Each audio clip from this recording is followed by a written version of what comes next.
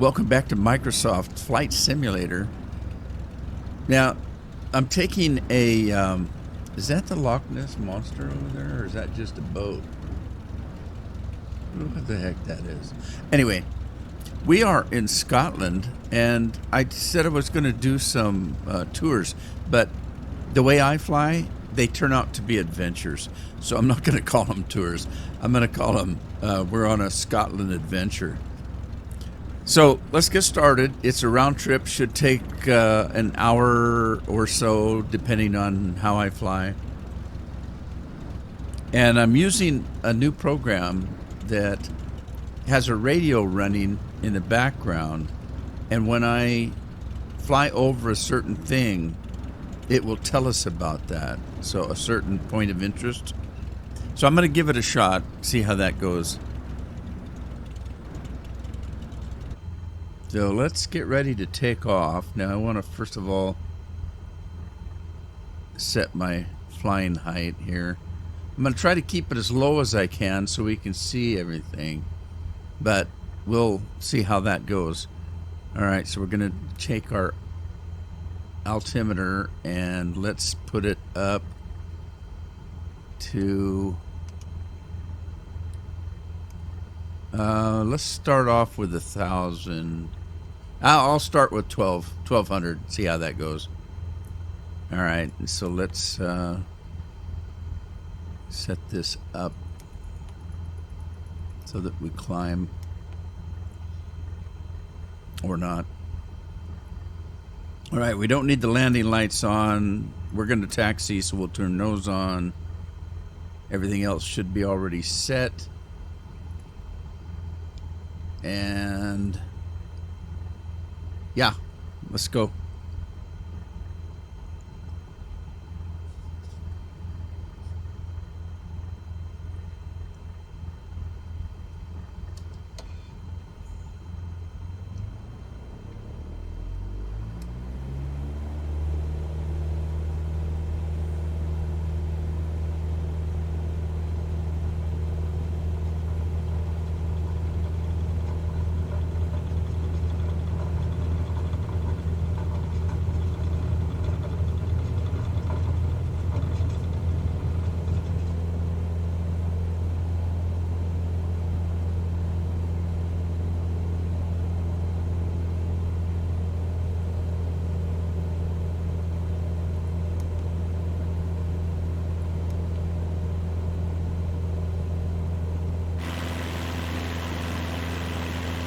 Okay, and we're off like a herd of turtles.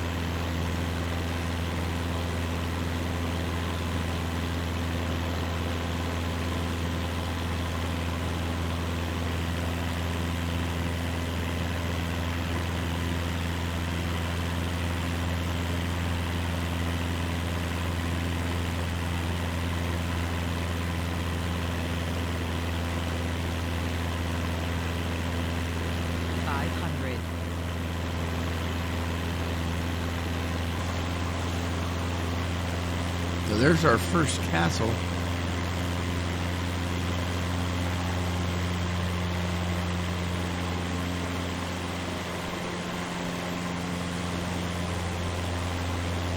Barcaldine Castle, also called the Black Castle, is a 17th century tower house castle located at Barcaldine 9 miles north of Oban, Scotland.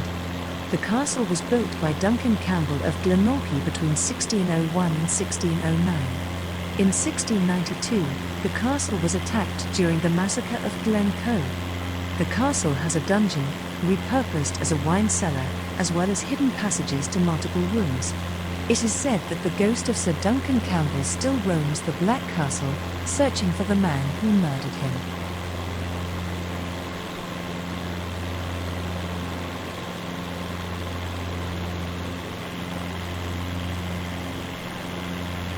All right, there's another castle coming up.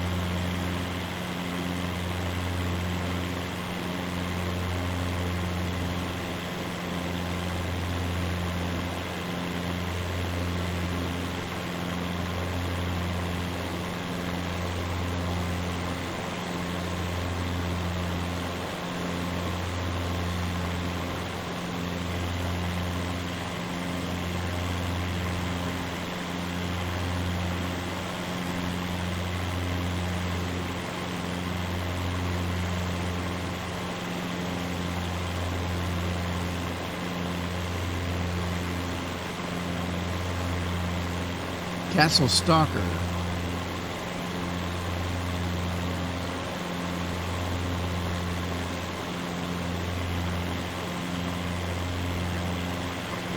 Castle Stalker is a 4-story tower house or keep picturesquely set on a tidal islet on Loch Lynch, an inlet off Loch Lynn.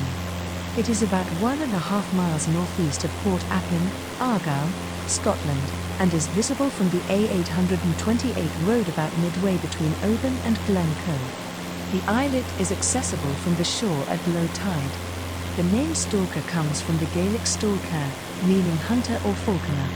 The island castle is one of the best preserved medieval tower houses to survive in western Scotland and is a Category A listed building. It stands in the Linn of Lorne National Scenic Area, one of 40 such areas in Scotland.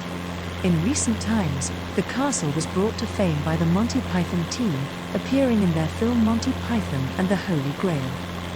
Yeah, that was a good movie. Might be able to fly a little bit lower. Let's see if I can go down.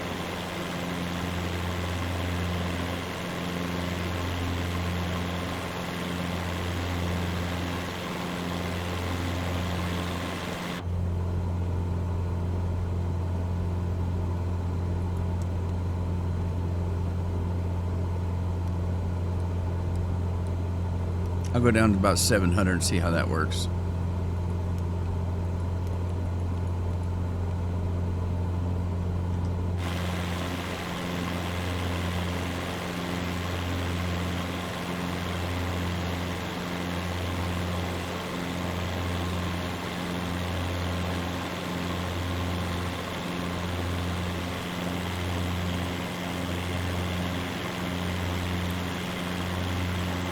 Lots of waterways, interesting.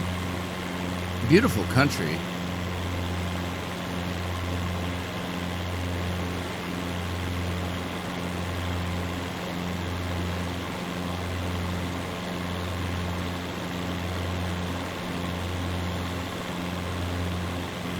A little bit of farmland.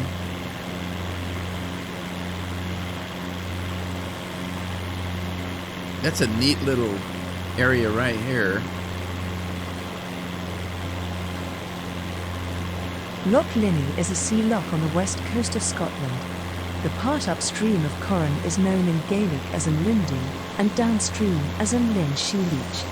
The name Linney is derived from the Gaelic word linn, meaning pool. Loch Linney follows the line of the Great Glen Fort, and is the only sea loch along the fort. About 50 kilometers long, it opens onto the Firth of Lorne at its southwestern end. The part of the loch upstream of Corran is 15 kilometers long and an average of about 2 kilometers wide.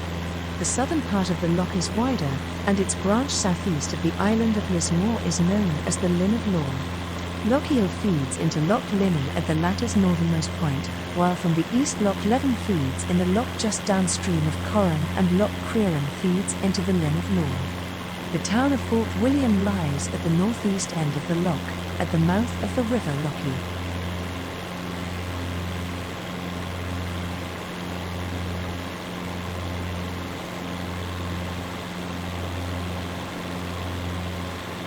So this is a loch. It's a big one. That's a lot of water.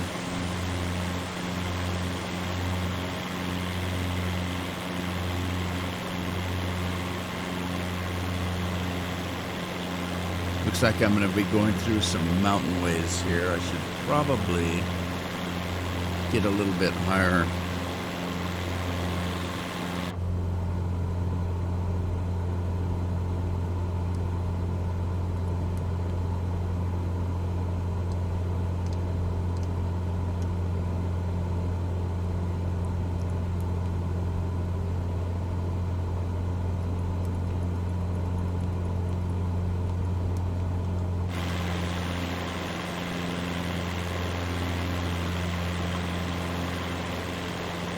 Right, we've got a bridge coming up.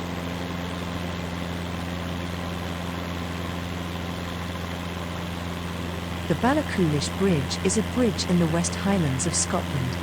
It crosses the narrows between Loch Leven and Loch Linney, linking the villages of South Ballachulish and North Ballachulish. It carries the A82 road, the main route between Glasgow and Inverness. The bridge was built by the Cleveland Bridge and Engineering Company and opened in 1975, replacing the Ballachulish ferry. It is a two-lane road bridge of through steel truss construction with fabricated box cords. It was designed by W.A. Fairhurst and Partners of Newcastle upon Tyne.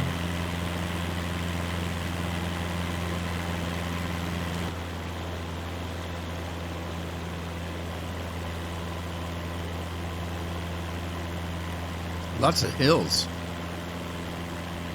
I guess you'd call them hills, mountains. I suppose from the ground they'd look more like mountains, wouldn't they? It's a nice little town right there.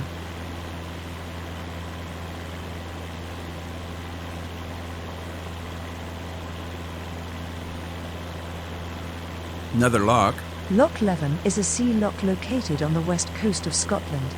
It is spelled Loch Lion in Timothy Pont's map of the area and is pronounced Leon. The local Gaelic pronunciation is Lee Loch Leven extends 8 miles, varying in width between 220 yards and just over 1 mile. It opens onto Camua Chois at North Ballachulish, part of Loch Linney at its western end. There are 9 small islands, some rocky and covered with heather and some just smooth green grass, near the western end of the loch. The village of Glencoe lies on its southern shore. The burial place of the MacDonald clan of Glencoe lies on an island, Eileen Munda, St. Munda's or St. Mun's or St. Fintan Munus Island, opposite the village. The island burial place was also shared by the Camerons of Callat, on the north shore of the loch, the Stewarts of Ballachulish and Appin and other local families.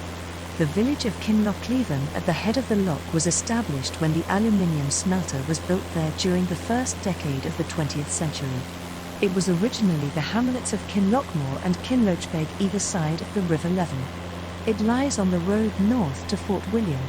There is a fast tidal stream through the Narrows, running at up to 7 knots at springs. It is wise, therefore, to time and match any passage through the Narrows with the tides. Further up the loch, there are several other narrows, principally Coolas na Con, with significant but diminishing tidal streams. The loch is navigable as far as Kinlochleven and was used by ships bringing alumina to the smelter there until its closure. It's all the water's coming down off the hills, off the mountains, to go down into the loch.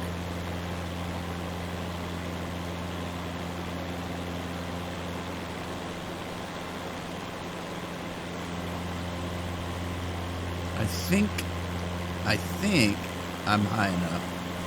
I should be. I don't think I'm going to hit that mountain. Keep your fingers crossed.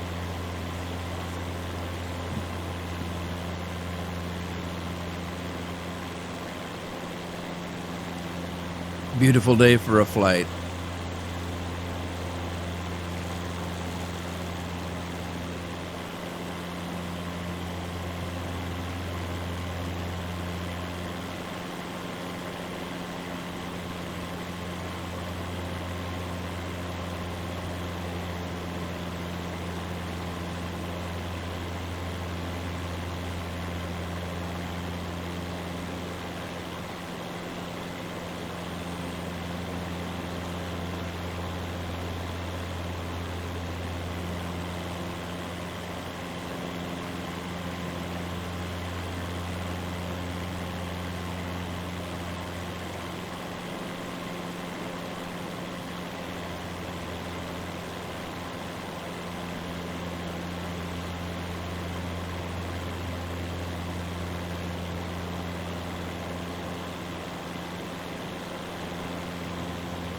We're going to take a turn right here, but back in there are some moors.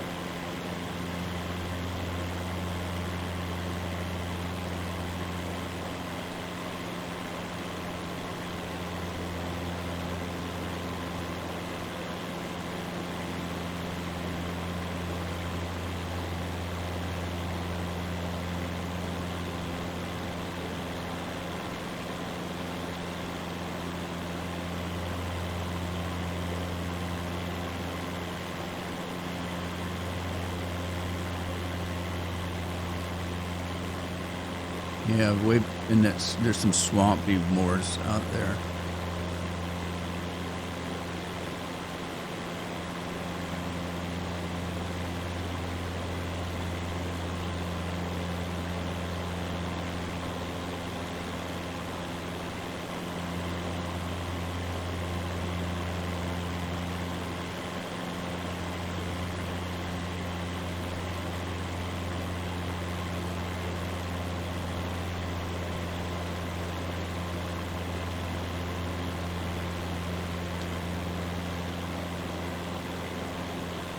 Rannoch Moor, Scottish Gaelic, Mointeach Rannoch, is an expanse of around 50 square miles of boggy moorland to the west of Loch Rannoch in Scotland, where it extends from and into westerly Perth and Kinross, northerly Loch Harbour, and the area of Highlands, Scotland toward its southwest, northern Argyll and Bute.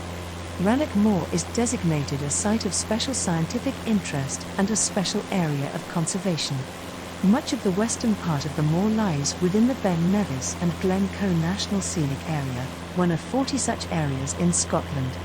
It is notable for its wildlife, and is particularly famous as being the sole British location for the Rannoch Rush, named after the moor. It was frequently visited by Horace Donisthorpe, who collected many unusual species of ants on the moor and surrounding hilly ground. Today it is still one of the few remaining habitats for Formica exsecta, the narrow-headed ant, although recent surveys have failed to produce any sign of Formica pratensis, which Donisthorpe recorded in the area in the early part of the 20th century. Okay, that was those moors back there I was pointing out. We don't fly over those, but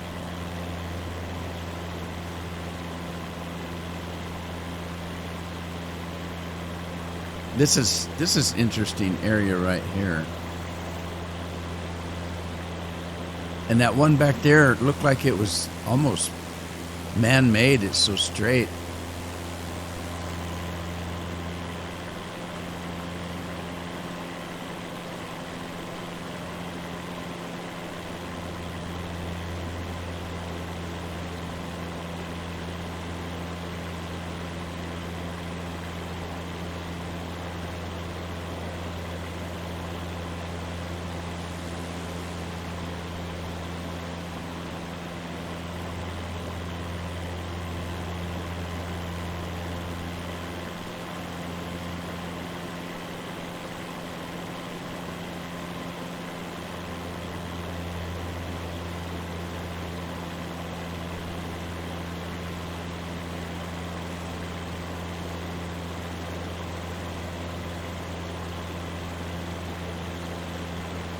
Another little village down there.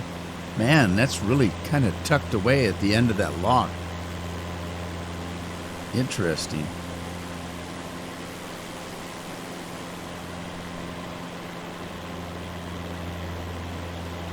I'm flying a little bit lower, but I'm afraid of these mountains here.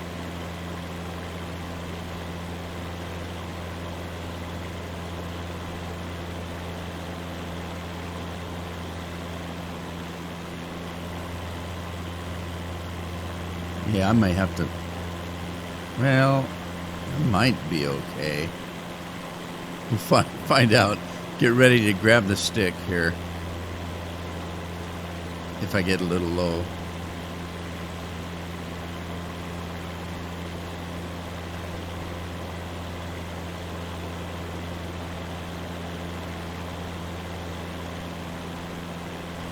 So we're coming back down where we came up, so it's kind of a big circle here. Oh boy. That's gonna... No, I should be okay.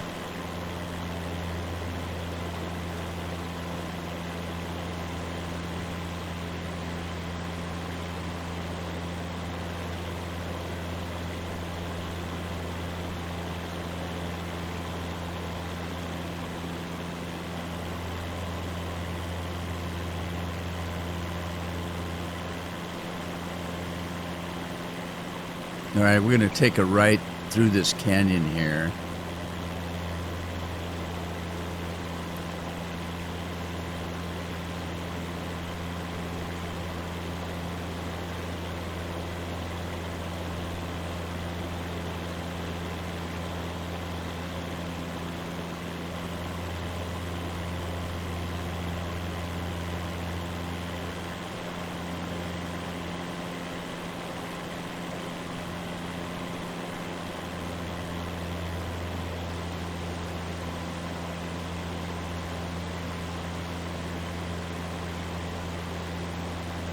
There's a mountain up here that's supposed to be the highest peak in Scotland. Ben Nevis, it's called.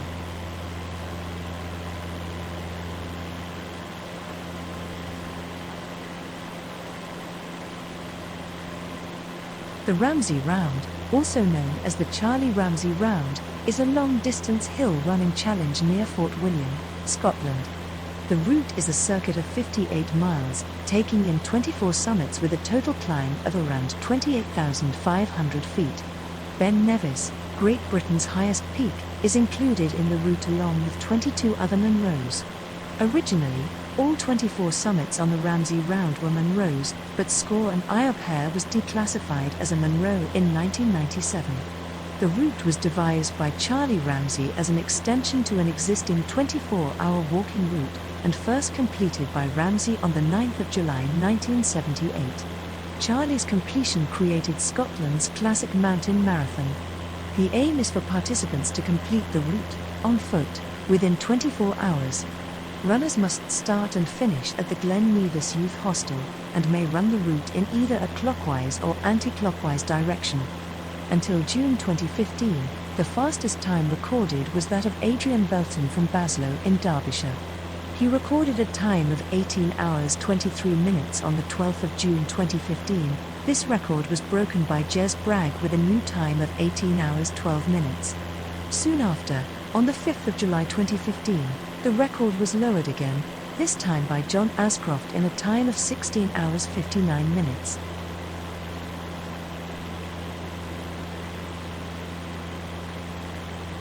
Okay, we're coming into Fort Williams.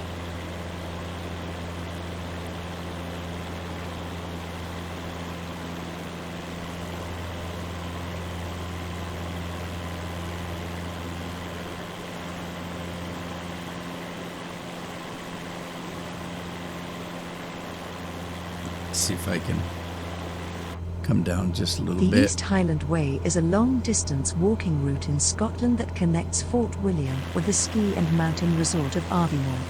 The route was described by Kevin Langan in 2007. The name is derived from the fact that the route terminates in Aviemore at the eastern edge of Highland region. The EHW route takes in a varied and wild landscape through deep forest plantations, passing many highland lochs and negotiating unspoilt marshlands. The route also explores the ancient Caledonian forests of. The walk is 82 miles long.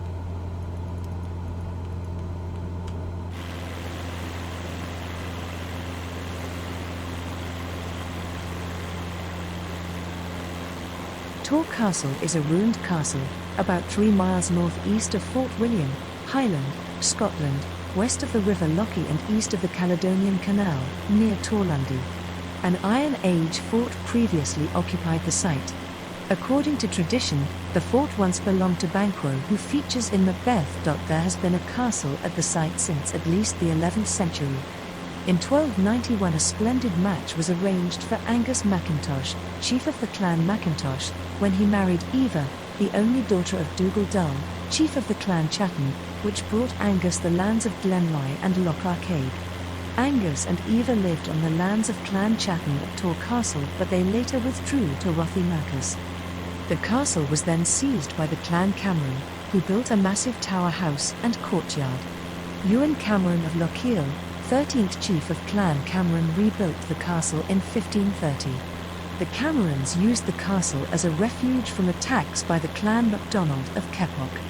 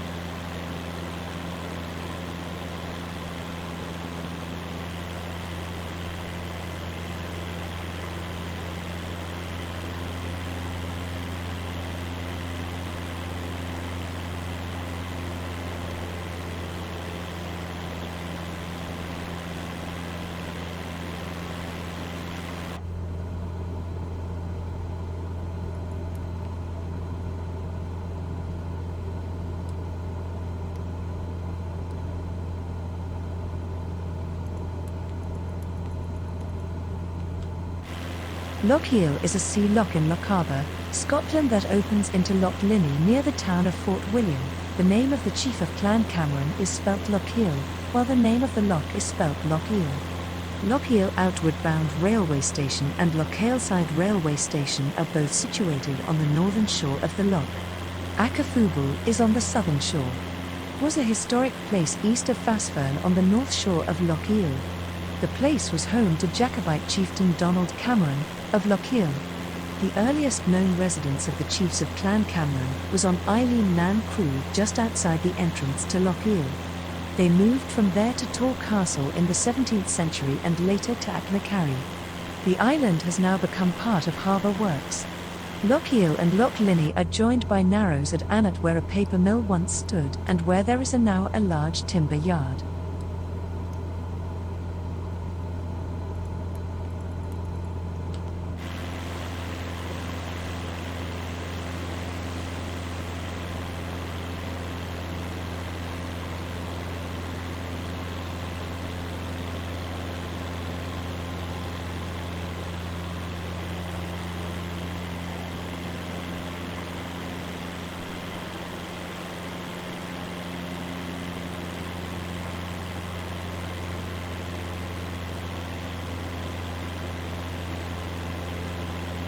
If I'm not mistaken, there's a viaduct up here.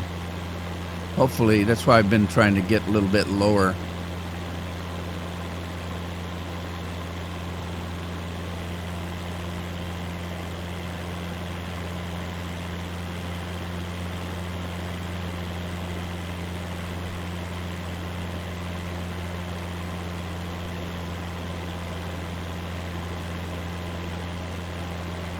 I know it's over to the right here, but I think it's, yeah, there it is, viaduct. But we'll be able to see it over here on the right.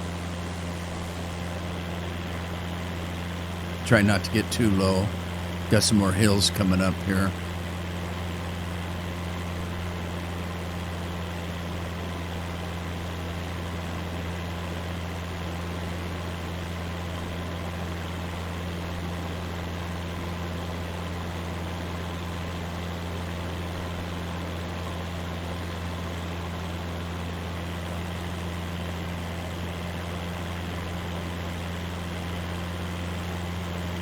I wonder if that's another castle over there. It doesn't look like it.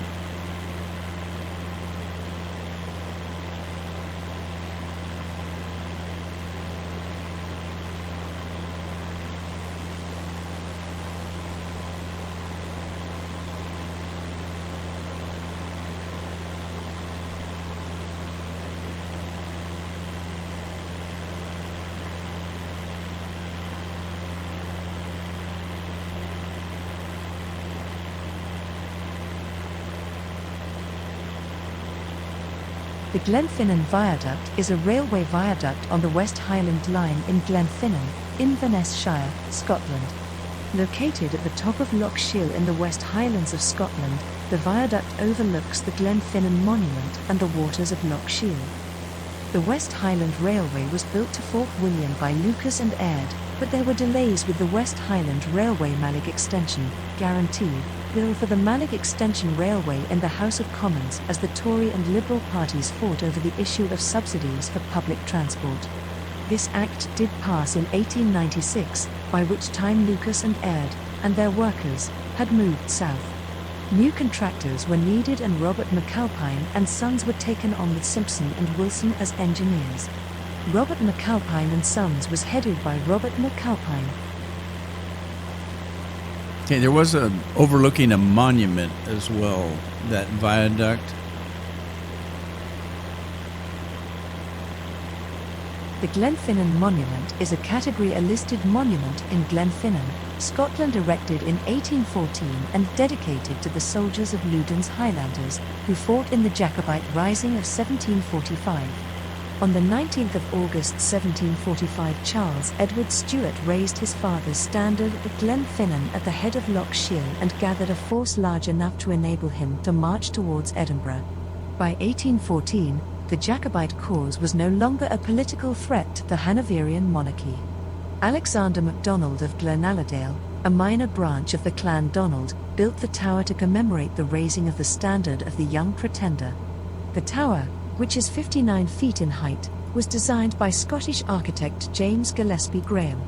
The statue of an unknown Highlander, referred to at the point of commission as Charles Edward Stewart by John Greenshields, was added in 1835. Since 1938, the monument has been in the care of the National Trust for Scotland. The Trust has constructed a visitor centre, providing tickets, information, exhibitions, a shop, a cafe and toilets. The tower is also a monument to Alexander MacDonald, who died before its completion.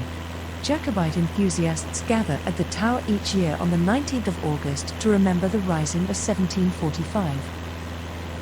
It's interesting. They mentioned that they had toilets.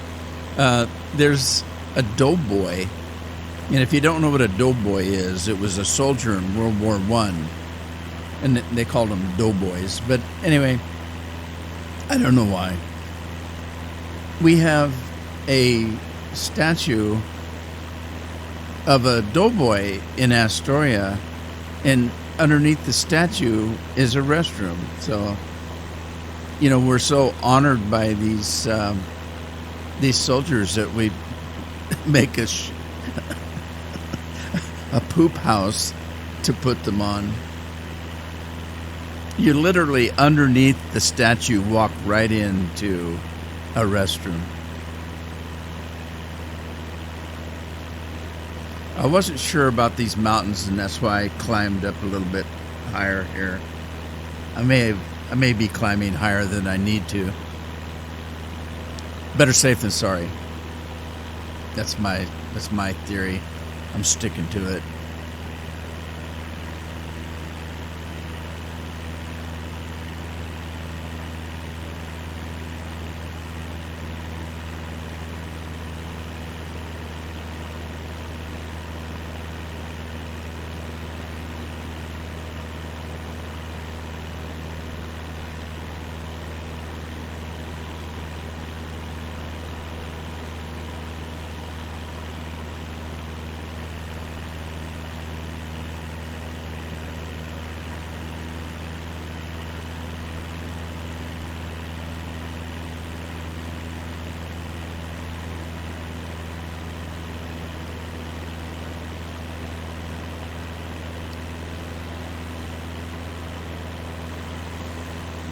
All right, if we look at the map,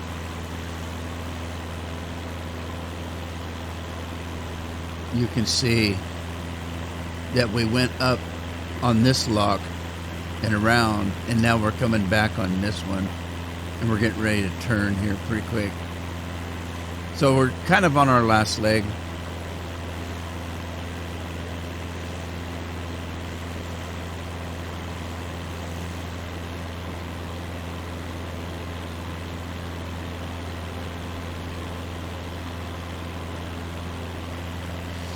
Sure pretty country.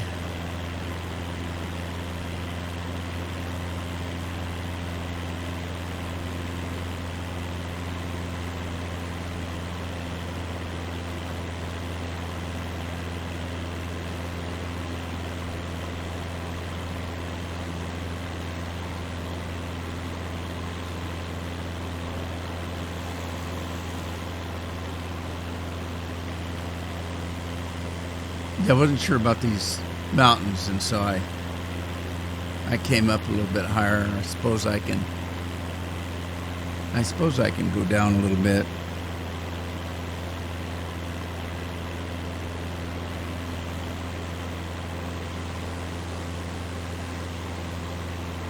A lot of water comes through these mountains, doesn't it?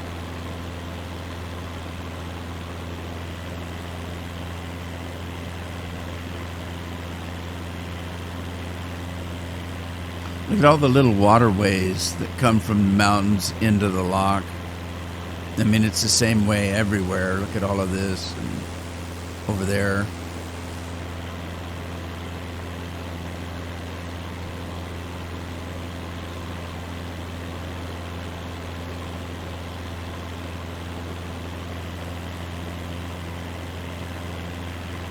So we're going to make a big circle. We're going to end up coming down at the airport that we took off from. And I thought this was kind of interesting. There's a wind turbine right there all by itself. Is that providing electricity to that whole little village there? I wouldn't think so.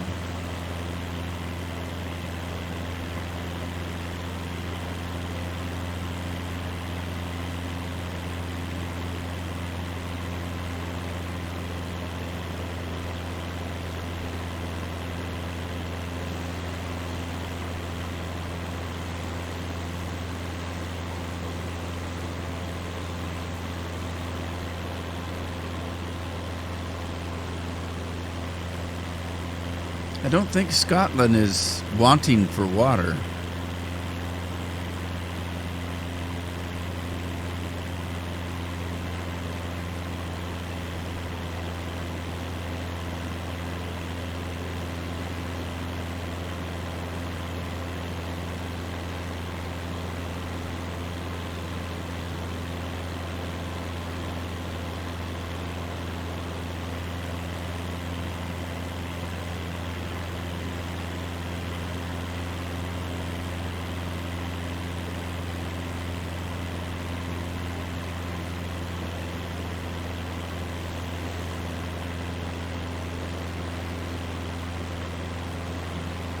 Little farm or something down there? Hard to say.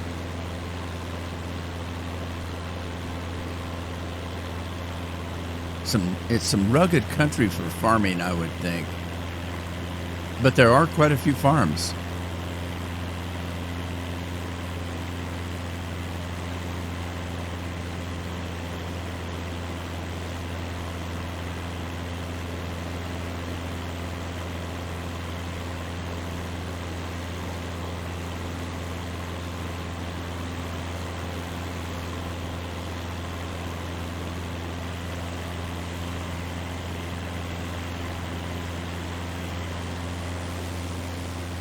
Got the sun in our eyes.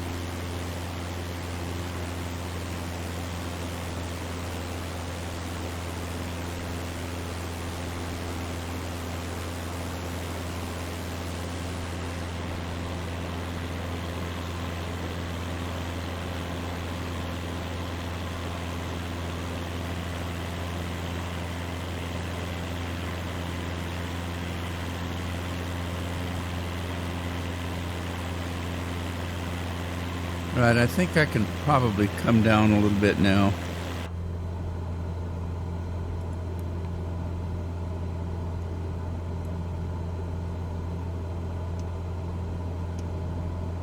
Come down to 15, see how that works.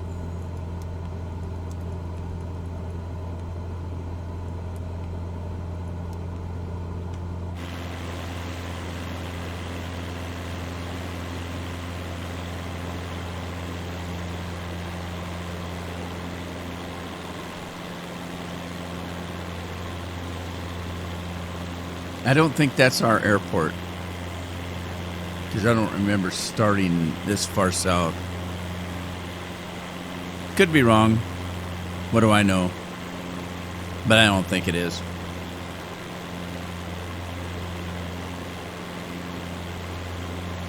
I guess I could look at the map, but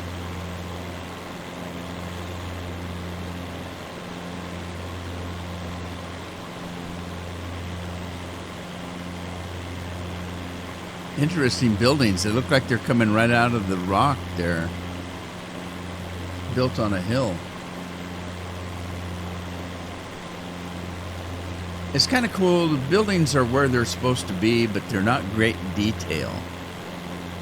I know I've flown over my own house, and it's kind of shaped like it, but there's absolutely no detail. It just looks like a generic house. But it is where it's supposed to be.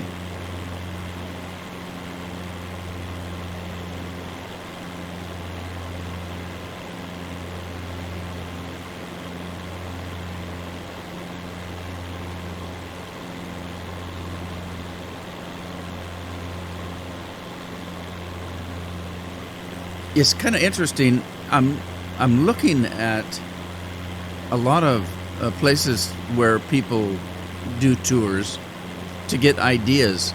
Very few of them are in the United States. They're almost all Europe.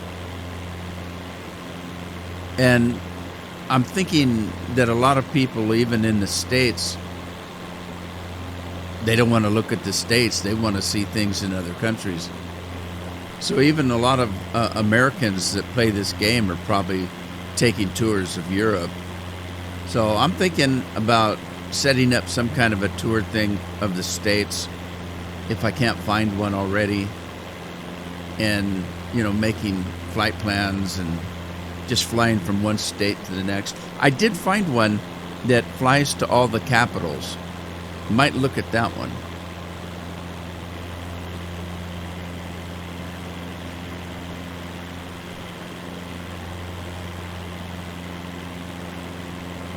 Now it's looking, it's the time of year that the sun stays low in the sky, because when I took off it was only noonish.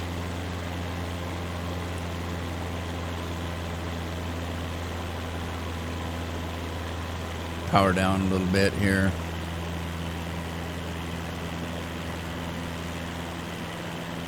This is I don't know if this is considered the lock. I think that was the lock right there that we started at. But that's a lot of water. It almost looks like ocean. I don't know.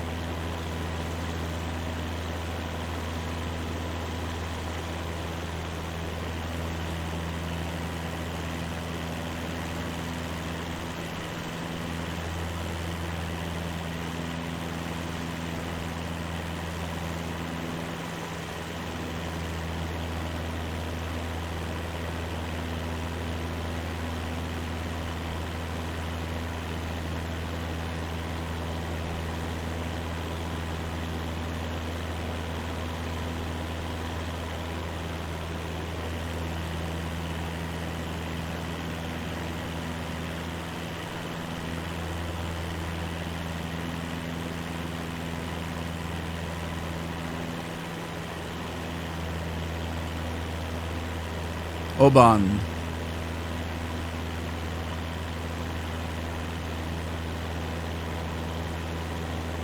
Probably didn't pronounce that right. We're going to be swinging around to the left here over Oban.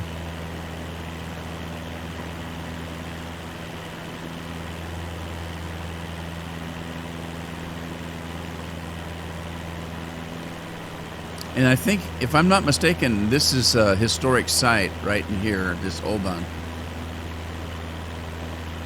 Protected by a natural horseshoe bay, the town of Oban is an ancient site dating back to the Mesolithic times of cave dwellers, and the fortifications of Dunolly Castle to the north dating to the Bronze Age. Until the 19th century, Oban remained a small fishing and mining settlement. The modern town was formed around Oban Whiskey Distillery, founded in 1794, and grew further with the completion of a railway line in 1880. Today, the town is a popular tourist destination with temporary populations reaching over 24,000 in the summer. Several ferry services also take visitors to the various outer isles. One of Oban's most distinctive sites is McCaig's Tower, also known as McCaig's Folly, overlooking the town from Battery Hill. Financed by John Stuart McCaig to give local stonemasons work, it was planned to replicate the Colosseum of Rome. However, McCaig died after only the outer shell was completed, and the interior was never built. So, whiskey, huh?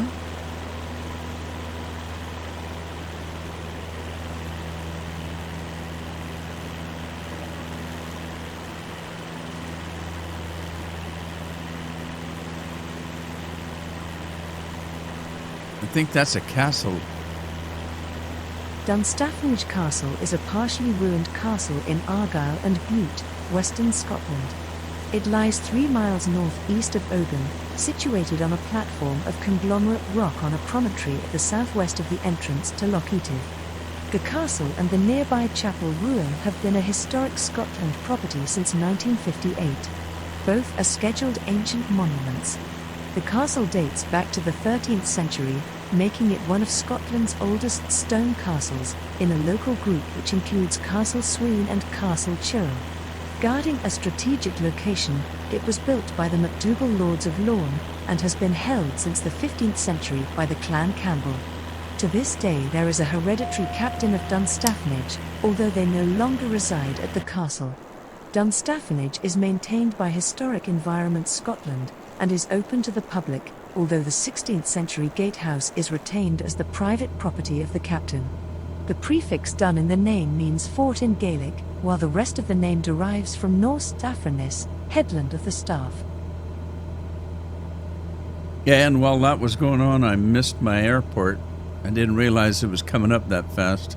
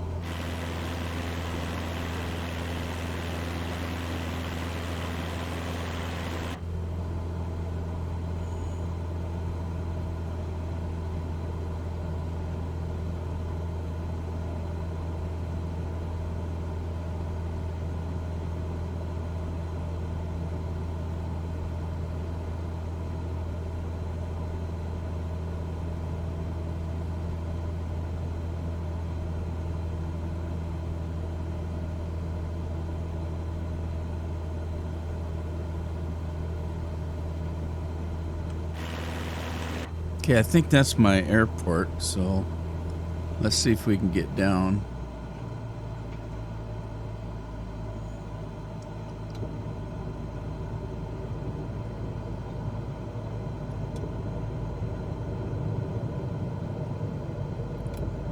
Drop my speed a little bit. Put a couple of flaps down.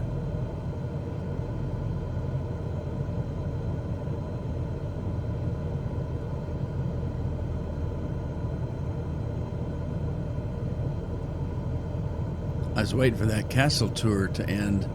Didn't even realize I was over my airport.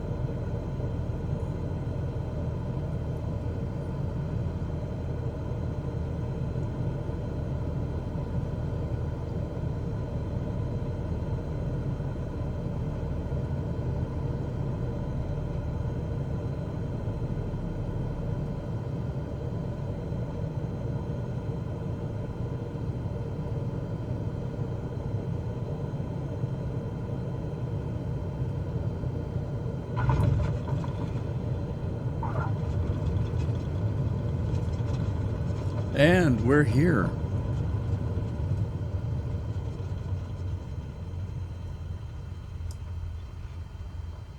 Alrighty, well, I hope you enjoyed the tour of Scotland Highlands. It was pretty. I'd like to see the castles up close. I do have pictures of the castles that I can maybe include in the tour. I'll see how that works out in the editing phase. So thanks for joining me today. I hope you had fun. Hope to see you in the next one. Ta-ta for now.